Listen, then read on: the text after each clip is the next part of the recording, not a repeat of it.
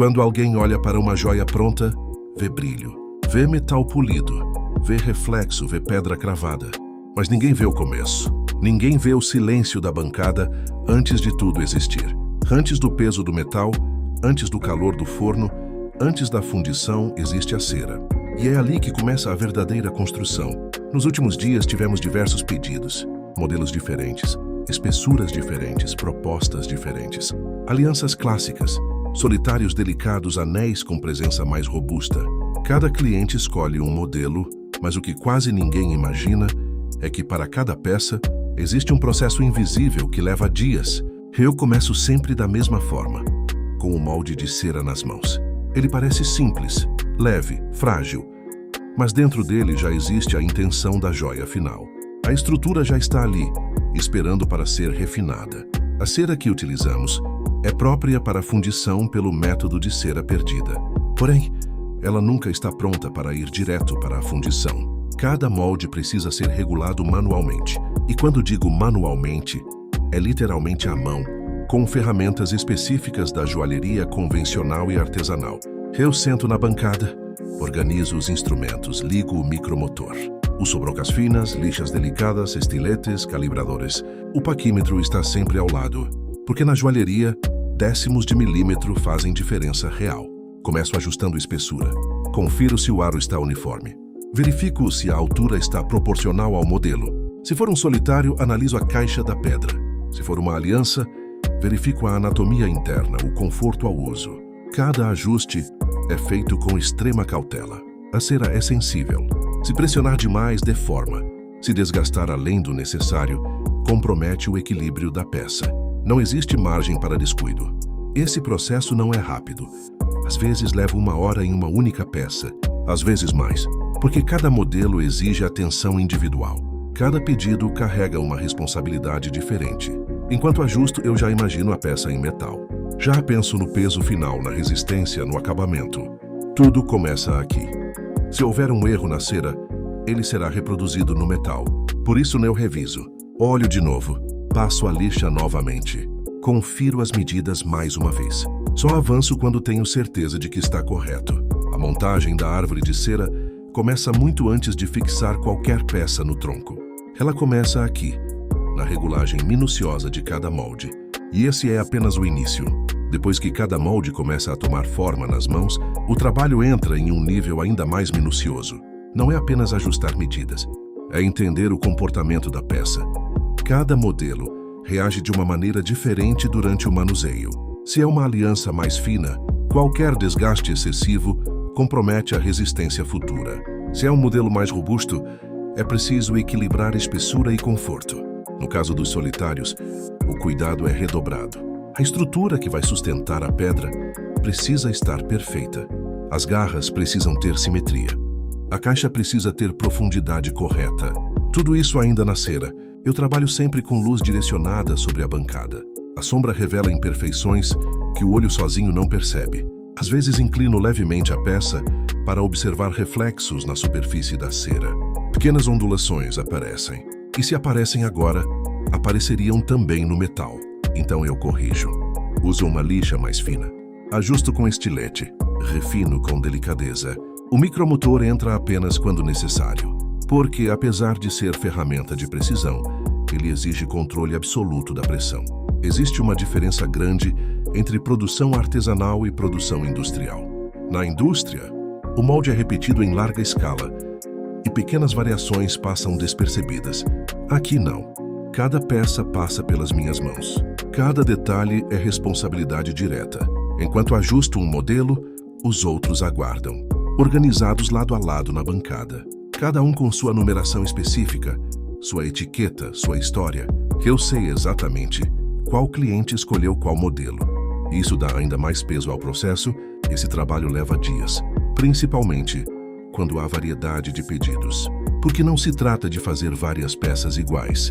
Trata-se de respeitar as particularidades de cada modelo. Quando finalmente sinto que o molde está pronto, faço uma última conferência dimensional. Verifico largura, altura, proporção. Confiro novamente a parte interna, porque conforto é essencial. A joia precisa ser bonita, mas também precisa ser confortável ao uso diário. Somente depois dessa etapa concluída, eu considero o molde apto para avançar. E é nesse momento que começa a fase que poucas pessoas conhecem: a preparação para a montagem da árvore de cera. A árvore não é simplesmente uma junção de peças. Ela é uma estrutura estratégica que vai garantir que o metal percorra todos os caminhos corretamente durante a fundição. Mas antes de pensar no tronco principal, cada modelo precisa receber algo fundamental: o conduto de cera. É ele que permitirá que o metal líquido chegue até a peça. É ele que conecta o molde à futura transformação. E essa etapa exige a mesma precisão da regulagem inicial, porque qualquer erro aqui pode comprometer tudo depois. Com os moldes já regulados e conferidos, começa uma das fases mais importantes de todo o processo: a preparação dos condutos de cera. Essa parte exige não apenas técnica, mas visão estrutural. Porque agora eu não estou olhando apenas para uma peça isolada, estou pensando na fundição como um todo. O conduto de cera é literalmente o caminho que o metal líquido irá percorrer. É por ele que a prata, depois de derretida, encontrará o interior do molde e preencherá cada detalhe da peça. Se esse caminho estiver mal posicionado, fino demais ou mal fixado, o metal pode não alcançar todos os pontos. Pode formar falhas, bolhas, porosidades, e isso significaria retrabalho. Por isso eu preparo cada conduto individualmente. Corto o segmento de cera na espessura adequada, nem fino demais, para não restringir o fluxo, nem grosso demais, para não gerar excesso de metal desnecessário. Existe uma lógica por trás dessa escolha, baseada na massa da peça e na posição que ela ocupará na árvore. Posiciona o conduto no ponto estratégico do molde. Esse ponto também não é aleatório. Ele precisa permitir que o metal entre de forma natural, preenchendo primeiro as áreas mais distantes e depois as mais próximas do tronco. É quase como imaginar o metal em movimento antes mesmo de ele existir ali. Com a ponta do ferro quente, começo a aquecer delicadamente a extremidade do conduto. O calor precisa ser exato. Se ultrapassar o ponto, a cera pode escorrer e deformar a peça. Se for insuficiente, a fixação não será firme. Encosto a ponta aquecida no molde, pressiono suavemente e espero alguns segundos até que a união aconteça. A cera funde, se integra e solidifica novamente. Essa pequena fusão é o que garante que, durante o revestimento e a queima no forno, tudo permaneça no lugar. Repito o processo em cada modelo, peça por peça, com calma, sem acelerar, porque agora estou construindo algo maior: a futura árvore de cera. À medida que os moldes recebem seus condutos, eles deixam de ser peças isoladas e passam a fazer parte de uma estrutura coletiva. Todos estão prestes a ser conectados ao bastão principal, o que chamamos de tronco. O tronco é o eixo central da árvore. É por ele que o metal entrará primeiro, antes de se dividir pelos galhos, alcançando cada peça individualmente. Antes de começar a fixação no tronco, eu organizo mentalmente a distribuição. Penso na altura, no espaçamento, no equilíbrio do conjunto. Uma árvore mal distribuída pode gerar diferença de pressão na fundição, e isso influencia diretamente o resultado final. Essa etapa exige paciência absoluta, porque daqui em diante, cada decisão impacta todas as peças ao mesmo tempo. Com todos os moldes já preparados e cada um com seu conduto devidamente fixado, chega o momento de iniciar a montagem no tronco principal. Esse bastão de cera é a base de tudo. É ele que sustenta a árvore inteira e é por onde o metal líquido vai entrar primeiro durante a fundição. Antes de começar a fixar as peças, eu observo o tronco por alguns segundos. Pode parecer simples, apenas um cilindro de cera, mas ele precisa estar alinhado, firme e proporcional à quantidade de modelos que irá sustentar. Se o tronco for fino demais para o volume de peças, pode comprometer o fluxo do metal. Se for exageradamente grosso, gera desperdício de material e dificulta o equilíbrio. Reorganizo os moldes sobre a bancada, já com os condutos posicionados. Começo a imaginar mentalmente a árvore pronta. Visualizo como cada peça ficará distribuída. Penso na altura de cada uma, na distância entre elas, no espaço necessário para o revestimento, envolver tudo de maneira uniforme. A montagem não é aleatória. Existe uma lógica técnica por trás. Peças mais pesadas normalmente ficam em posições estratégicas que favorecem o fluxo do metal. Modelos mais delicados precisam de espaço suficiente para não ficarem muito próximos uns dos outros. O equilíbrio visual e estrutural andam juntos. Com o ferro quente novamente em mãos, aqueço a ponta do conduto da primeira peça. Aproximo do tronco e encosto no ponto exato escolhido. Seguro firme por alguns segundos, até sentir que a união está sólida. Solto devagar. Verifico se está alinhado. Inclino levemente a árvore para conferir a fixação. Se houver qualquer inclinação indevida, eu corrijo imediatamente. Porque depois que várias peças estiverem presas, ajustes se tornam mais difíceis. Vou repetindo esse processo peça por peça. O movimento se torna quase ritmado. Aquecer, encostar, segurar, soltar, conferir. Aquecer, encostar, segurar, soltar, conferir. Aos poucos, a estrutura começa a ganhar forma. Pequenos galhos vão surgindo. As peças ficam distribuídas ao redor do tronco como frutos ainda em formação. É um momento silencioso, mas extremamente concentrado. Enquanto fixo cada modelo, penso no caminho que o metal fará. Imagino a prata líquida descendo pelo tronco, se dividindo pelos condutos e preenchendo cada molde com precisão. Essa visualização mental me ajuda a posicionar cada peça no melhor ângulo possível. A árvore começa a se transformar em uma verdadeira escultura técnica. Ainda é cera, ainda é frágil, mas já carrega toda a engenharia da fundição dentro dela. E a cada nova peça fixada, aumenta também a responsabilidade. Porque agora não estou mais trabalhando apenas com um molde isolado. Estou cuidando de um conjunto inteiro que precisa funcionar em harmonia no momento decisivo da fundição. Esse é o ponto em que paciência e visão se encontram. À medida que novas peças vão sendo fixadas ao tronco, a árvore começa a se transformar em algo realmente complexo. Já não é apenas um bastão com alguns modelos presos. Ela passa a ter camadas, alturas diferentes, direções variadas. Cada galho precisa conversar com o outro, sem encostar, sem criar pontos de tensão. Eu continuo o mesmo ritual. Aqueço a ponta do conduto com o ferro quente. Observo o ponto exato em que a cera começa a amolecer. Aproximo do tronco e faço a união. Seguro por alguns segundos, mantendo firme até que a cera solidifique novamente. Esse tempo é essencial. Se soltar antes, a peça pode inclinar. Se pressionar demais, pode deformar. Depois de fixar, sempre dou um leve toque para testar a estabilidade. Se houver qualquer movimento, reforço a união com um pequeno ajuste de calor. A segurança estrutural da árvore depende disso. Com mais peças adicionadas, começo a girar lentamente o tronco nas mãos para analisar a distribuição geral. Vejo se há áreas muito concentradas, de um lado só. Se percebo desequilíbrio visual ou estrutural, reposiciono enquanto ainda é possível. Esse é o momento de corrigir. Cada modelo carrega uma espessura diferente, um peso futuro diferente em metal. Mesmo que agora seja apenas cera leve, eu já penso no comportamento da prata líquida, preenchendo esses espaços. O fluxo precisa ser contínuo e natural. O espaço entre as peças também é calculado. Elas não podem ficar muito próximas, porque durante o revestimento o material precisa envolver cada detalhe separadamente. Se estiverem muito coladas, o revestimento pode não penetrar corretamente entre elas, gerando falhas no molde final. Esse processo exige concentração profunda. Enquanto trabalho, o ambiente fica quase silencioso. O som predominante é o leve contato do ferro quente na cera. Às vezes o giro delicado da estrutura nas minhas mãos. A árvore vai crescendo devagar. Não existe pressa. Pressa é inimiga da fundição perfeita. Um erro aqui significa refazer depois. E refazer custa tempo, material e energia.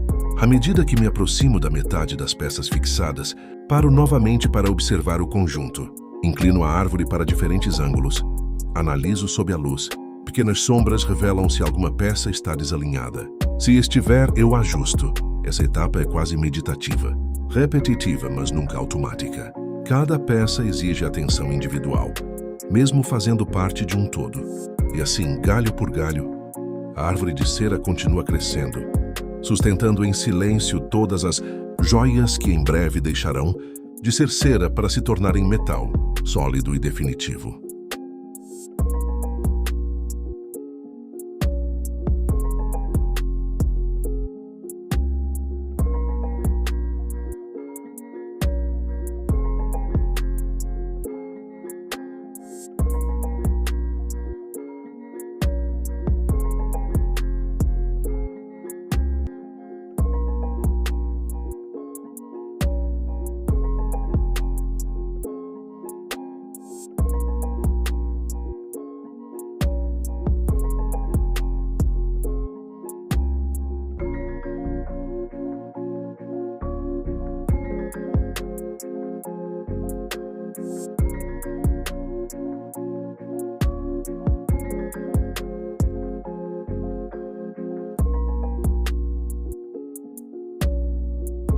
Com a árvore já parcialmente montada, o cuidado precisa ser redobrado. Quanto mais peças estão fixadas, maior é a responsabilidade estrutural. Agora, qualquer movimento brusco pode comprometer não apenas uma, mas várias ao mesmo tempo. Eu seguro o tronco com firmeza, mas com delicadeza. A cera ainda é sensível. Mesmo depois de fria, ela não tem a resistência do metal. Por isso, cada rotação da árvore é feita lentamente, quase como se eu estivesse manipulando o vidro. Continuo o processo de fixação das peças restantes. Antes de aquecer o conduto, observo o espaço disponível no tronco. Preciso escolher um ponto que mantenha a harmonia da distribuição. A altura também importa. Algumas peças precisam ficar um pouco mais acima, outras um pouco mais abaixo, para que o fluxo do metal seja equilibrado durante a fundição. Aqueço o conduto com o ferro quente, sentindo o exato momento em que a cera começa a ceder. Encosto no tronco, pressiono suavemente e aguardo. Esse pequeno instante de espera é crucial. É ali que a união se forma de maneira definitiva. Depois de fixar, faço algo que parece simples, mas é essencial. Observo a conexão. Verifico se o conduto está bem alinhado, se não ficou torto, se não criou uma tensão lateral na peça. Se percebo qualquer desvio, corrijo imediatamente enquanto a cera ainda permite ajuste. À medida que a árvore vai ficando completa, começo a visualizar mentalmente a etapa seguinte, o revestimento e a queima. Imagino o forno aquecendo, a cera derretendo e deixando o espaço vazio. Penso na prata líquida ocupando exatamente cada cavidade criada agora. Essa antecipação mental me ajuda a enxergar possíveis problemas antes que aconteçam. Se uma peça estiver mal posicionada, pode dificultar o escoamento da cera no forno. Se um conduto estiver muito fino, pode dificultar a entrada do metal. Tudo precisa funcionar em perfeita sintonia. Quando adiciono as últimas peças, a árvore finalmente ganha sua forma completa. Ela parece uma escultura técnica, um tronco central com ramificações distribuídas de maneira estratégica. Cada modelo pendurado ali representa horas de regulagem manual, dias de trabalho concentrado. Eu paro por alguns instantes, seguro a árvore na altura dos olhos e observo o conjunto. Não apenas como estrutura técnica, mas como símbolo do processo artesanal. Cada galho é resultado de decisão consciente. Cada conexão é fruto de paciência. Ainda é cera, ainda é frágil, mas já carrega dentro de si todas as joias que em breve nascerão em metal. E essa transição começa aqui, nesse silêncio da bancada, onde nada parece grandioso, mas tudo é essencial.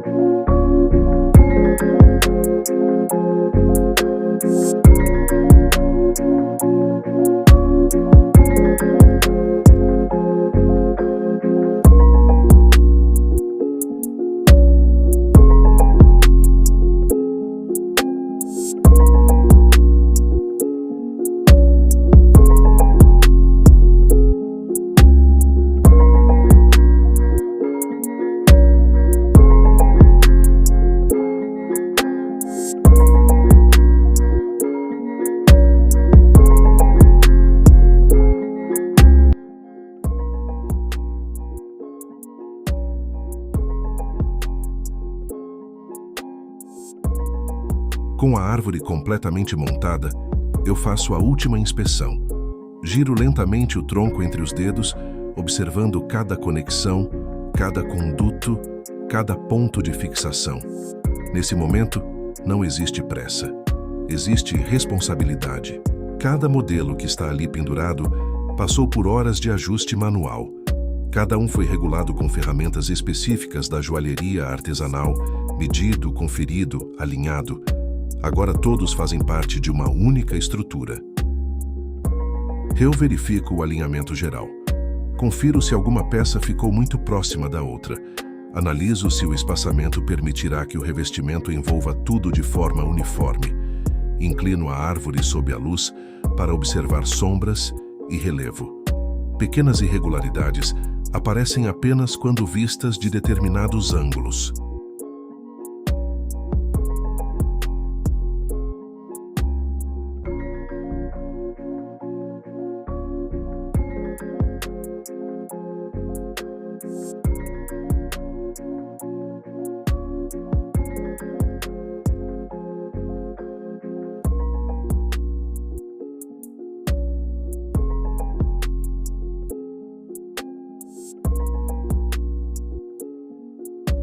Se algo precisa de ajuste, esse é o momento. Depois disso, a árvore seguirá para o revestimento e não haverá mais como mexer na cera. É interessante perceber que a árvore de cera é ao mesmo tempo o início e o fim de uma etapa. Ela representa dias de trabalho silencioso, mas também antecede a transformação definitiva. Quando for para o forno, toda essa estrutura desaparecerá. A cera derreterá completamente, deixando apenas o espaço vazio dentro do revestimento. E é nesse vazio que o metal nascerá. Sempre que termino uma árvore, eu paro por alguns segundos. Existe algo quase simbólico nesse instante. Porque tudo o que foi construído com tanta paciência será sacrificado para que a joia exista. A cera cumpre seu papel e deixa de existir. Mas o cuidado, a precisão e a intenção permanecem. Quando a prata líquida entrar pelo tronco, percorrer cada conduto e preencher cada molde, ela estará ocupando exatamente os espaços que foram criados agora, com calma, com técnica e com dedicação. E quando dias depois, as peças surgirem em metal bruto, prontas para serem cortadas da árvore metálica e iniciadas na fase de acabamento, ninguém verá essa etapa inicial. Ninguém verá o ferro quente tocando o conduto. Ninguém verá os ajustes feitos milímetro por milímetro. Mas eu sei. E é isso que diferencia a joalheria artesanal. Não é apenas o resultado final. É o processo invisível que sustenta esse resultado. É o tempo investido onde ninguém está olhando. É a paciência aplicada em cada conexão. A árvore de cera pode ser temporária, mas ela carrega dentro de si toda a essência da peça que está por vir. E é assim que cada joia começa, no silêncio da bancada, na precisão das mãos, na construção paciente de algo que em breve será eterno.